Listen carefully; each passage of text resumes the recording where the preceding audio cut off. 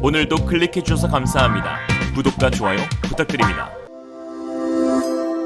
Realism. 러시아의 우크라이나 침공 여파로 세계 각국이 방위력 증강에 나서고 있습니다. 독일은 수십 년 만에 국방 예산을 최대치로 올리겠다고 발표하기도 했는데요. 러시아가 유럽으로 영향력을 확대하기 위해 시작한 전쟁이 역설적으로 유럽 국가들을 단합시키고 국방력을 강화하게 할 것으로 전망됩니다. 월스트리트저널은 80년 가까이 방해받지 않았던 유럽 대륙의 평화가 푸틴의 침공으로 근본적으로 흔들리고 있는 것을 보여준다고 했는데요. 또한 세계 5위의 국방 예산을 편성하고 있는 영국도 최근 공식 발표를 통해 러시아의 위협에 대응하기 위해 모든 수단을 발휘할 것이며 이에 따른 대규모 군비 증강도 선언했습니다. 러시아와 국경을 맞댄 국가들뿐만 아니라 육로를 통한 지상전을 치를 수 있는 유럽 내 모든 국가들은 현재 국경선을 지키기 위한 포병 전력 확충에 들어섰는데요. 이번 전쟁이 평화지대에서 기갑 전력을 앞세운 러시아군의 공격을 우크라이나 군이 저지하는 전통적인 정규전의 형태로 벌어지고 있기 때문입니다. 특히 영국은 오는 2024년부터 독일 방산업체 라인메탈의 복서장갑차 500대를 도입할 예정입니다. 그리고 또 하나의 중대한 전력 증강 사업을 발표했는데 바로 MFP 사업, 모바일 파이어 플랫폼, 즉 이동 화력 플랫폼이라는 프로그램명으로 노후화된 AS-90 자주포를 대체할 수 있는 신형 자주포 구매 사업을 공식화한 것입니다.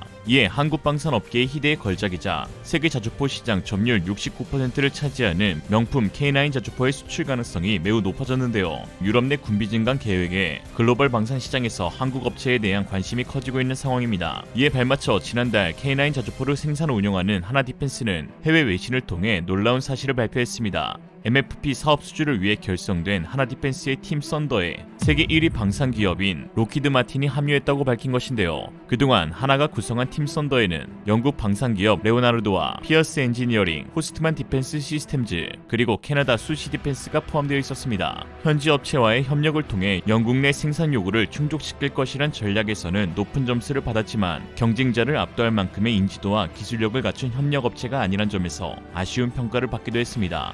어떤 기업과 함께 팀을 결성하는가가 사업 경쟁력으로 직결되기 때문이죠. 이에 추가 멤버를 확보하기 위해 글로벌 방산 업체들과 꾸준히 접촉해 왔었는데요. 그리고 마침내 하나디펜스는 세계 최정상 업체 로키드 마틴까지 협력사로 맞이하게 되면서 기술력, 인지도, 현지화, 인프라까지 모두 겸비했다는 평가입니다. 영국 MFP 사업에서 K9의 강력한 경쟁자는 독일 라인메탈사의 RCH-155가 될 것으로 보이는데요. 이미 복서장갑차 500대를 수주한 독일 라인메탈은 영국 스토포드시와 텔퍼드시의 자체 공장을 보유하고 있어 영국 내 생산 거점을 확보한 상태이지만 상대적으로 하나디펜스는 새로의 생산 설비를 구축해야 한다는 점에서 열세인 부분이 있었습니다. 그러나 이번 로키드 마틴의 영입으로 인해 마지막 걸림돌로 여겨졌던 이 문제도 해결되었는데요. 미국의 대표 방산업체인 로키드 마틴은 80년 이상 영국에서 사업을 하면서 영국 국방 체계를 돕고 있으며 현재 23개의 영국 사업장에서 수천 명의 직원을 고용하고 있기 때문입니다. 리 펠로우스 로키드 마틴 영국 비즈니스 부사장은 팀 썬더 파트너가 되면서 전문 지식과 함께 첨단 시스템, 특수 엔지니어링, 디지털 지원, 생산 시설 등을 제공하고 특히 영국에서 K9A2 자주포를 제조하고 후속 서비스를 제공하는 데 최선을 다하겠다고 밝혔습니다. 그러면서 영국의 로키드 마틴 앰플 사업장은 글로벌 방산업 부문에서 가장 진보된 제조 시설을 보유하고 있다며 하나디펜스와 우리의 협력은 MFP 사업 입찰의 핵심이 될 것이라고 언급했습니다.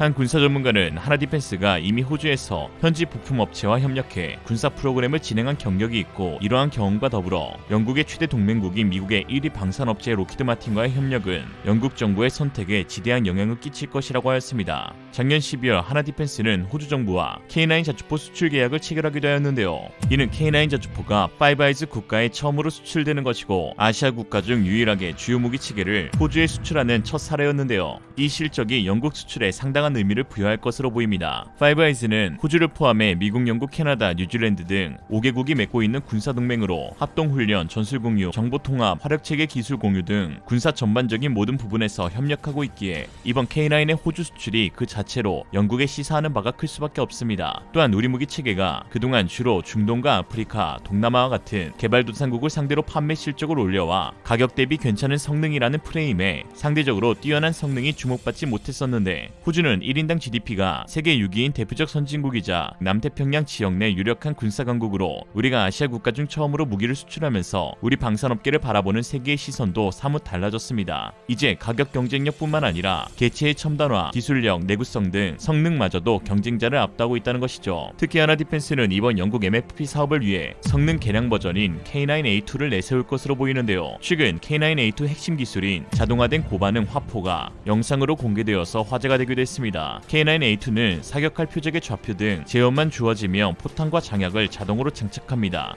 표준화된 크기로 만들어진 단위 장약은 사거리에 맞게 몇 개를 포개면 그만인데요. 새로 개발된 단위 장약은 충격 등의 둔감에 폭발 사고도 적어 승무원 안전에도 도움이 됩니다. 이렇게 고반응 확포 장치를 시범적으로 적용한 K9A2는 1분에 9발을 쐈습니다. 분당 6발인 기존의 K9A1에 비해 1.5배나 더 많은 포격을 가할 수 있는 것이죠. 고반응 확포 체계가 적용된 K9A2 형태는 K9A1에 비해 포탑 뒷부분이 약간 커졌는데요. 하나디펜스 신사업팀 박광수 부장에 따르면 현재 운영 중인 K9A1은 포탄을 자주포 아랫부분인 차체 안에 탑재했지만 A2형은 포탄을 가지런히 세우는 방식으로 바꿔 포탑이 커졌다고 말하였습니다. 이처럼 차체 안에 포탄을 싣지 않다 보니 차체 내부에 여유 공간을 만들었고 그곳에 에어컨과 자동 소화 장치를 넣게 되었는데 그동안 포병들의 간절한 요구사항이었던 에어컨 탑재가 이로써 해결된 것입니다. A2형은 이 에어컨 때문에 한여름 차체 내부가 섭씨 44도까지 치솟는 더위를 식혀줄 수 있습니다. 또한 탄약과 잔약 장전이 자동화되면서 K9A2 승무원은 5명에서 절반으로 줄게 되었는데요. A2형 포탑 위에 달린 K6 중기관총을 사수가 내부에서 원격으로 통제할 수 있는 RCWS가 개발되었기 때문입니다. K9A2 승무원은 자주포 안에서 적외선 카메라로 주간은 물론 야간에도 4km 이내에 숨어있는 적을 찾아내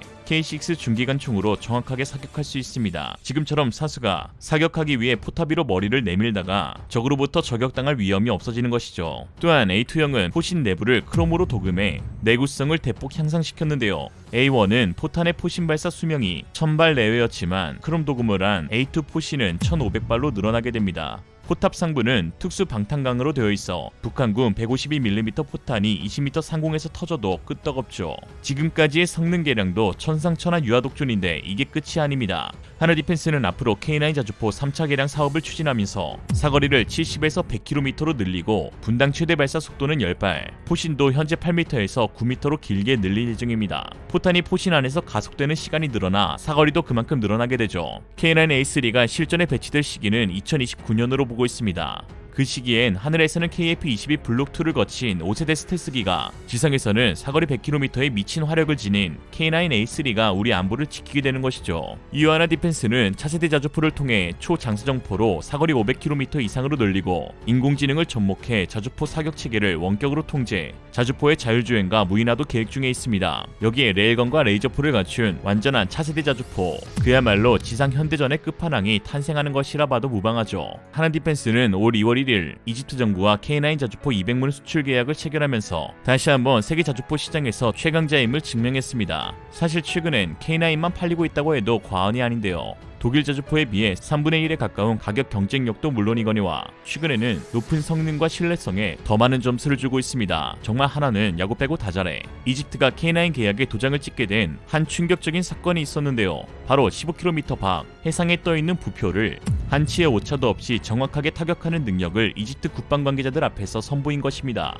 심지어 추가적인 보충 시험에서 1km 떨어진 전차 크기의 작은 표적을 맞히는 시연도 있었는데요. 이벤트성으로 이집트 관계자마저 이게 될까 싶었던 테스트였지만 자주포인 K9은 마치 전차가 쏘는 포탄처럼 해당 표적을 정확하게 명중시킨 것입니다. 적 전차나 벙커 등을 조준해서 파괴할 수도 있다는 사실을 확인한 이집트는 그 즉시 계약을 체결했다고 하죠. 세계 어느 나라나 적국의 도발 위협이 가중될수록 국가 안보의 중요성은 커질 수밖에 없습니다. 특히 국민의 생명과 재산을 지켜낼 강력한 힘을 구현할 초석으로 방위산업의 역할은 아무리 강조해도 지나치지 않는데요. 과거 자주국방을 기치로 미국의 소총을 역조립하면서 걸음마를 떼었던 국내 방위산업은 반세기 만에 정밀유도 무기, 전투기 등을 설계 제작할 정도로 괄목상대할 발전을 이뤄냈습니다. 특히 중동 아프리카 지역뿐만 아니라 서구 선진국에도 주력 무기의 수출에 성공하면서 방산강국의 위상을 전 세계에 깊이 각인시켰죠.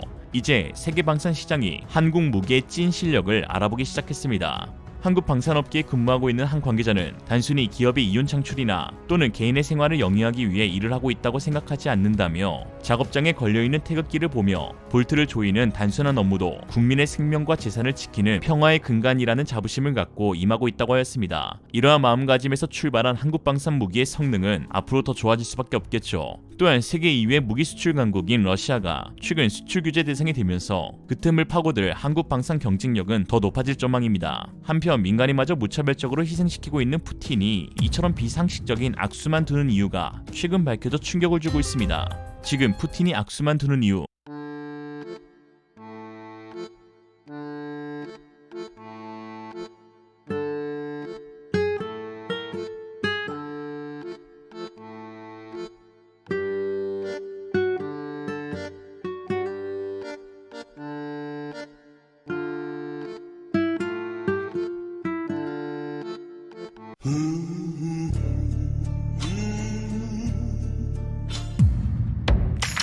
이상으로 리얼리즘이었습니다. 여러분의 생각은 어떠신가요? 현명하고 지혜로운 여러분의 의견을 지금 댓글에 남겨주세요. 감사합니다.